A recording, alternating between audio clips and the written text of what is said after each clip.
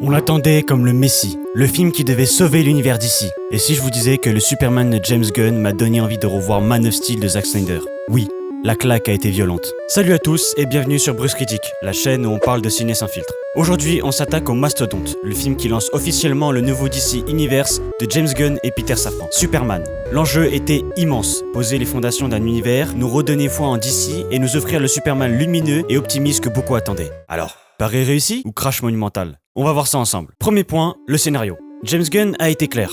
Ce n'est pas une origin story. On nous plonge directement dans un métropolis où Superman, incarné par David Corenswet, est déjà un héros établi. Mieux, il n'est pas seul. Le film nous bombarde d'infos.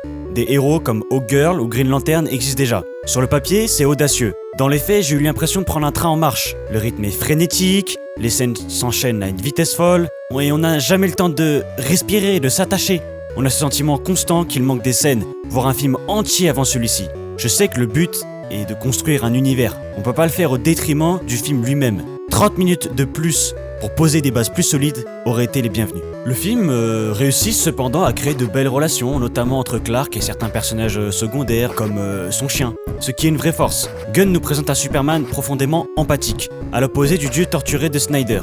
Il est entièrement tourné vers les autres, prêt à se sacrifier à chaque seconde. C'est noble. Mais ça crée un paradoxe. Ce Superman, qui est censé être une figure d'espoir quasi invincible, m'a paru étonnamment vulnérable et presque naïf. On dirait Mark dans la première saison d'Invincible, un jeune héros qui découvre encore l'étendue de ses pouvoirs et de ses responsabilités. La tension est bonne, mais le personnage manque de la stature et de l'assurance qu'on attend de lui à ce stade. Et on en vient à ce qui, pour moi, détruit le film. La réalisation de James Gunn. On le connaît pour son style pop et coloré dans Les Gardiens de la Galaxie. Je m'attendais à une explosion de couleurs vives, à une esthétique solaire. Au lieu de ça, on a une photographie aux couleurs étrangement délavées, avec un contraste très faible qui rend l'image plate, et on est très loin de la beauté picturale et iconique des plans de Man of Steel. Pire encore, la caméra. Gunn abuse de mouvements constants, de plans tournants autour des personnages avec des focales courtes qui déforment leur visage en gros plan.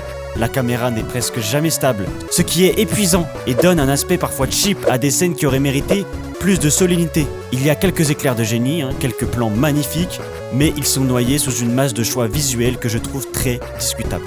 Côté acteur, David Corenswet a sans conteste le physique de l'emploi. Il a ce côté classique et rassurant. Malheureusement, le script le cantonne souvent à deux émotions, la gentillesse un peu candide et la colère explosive.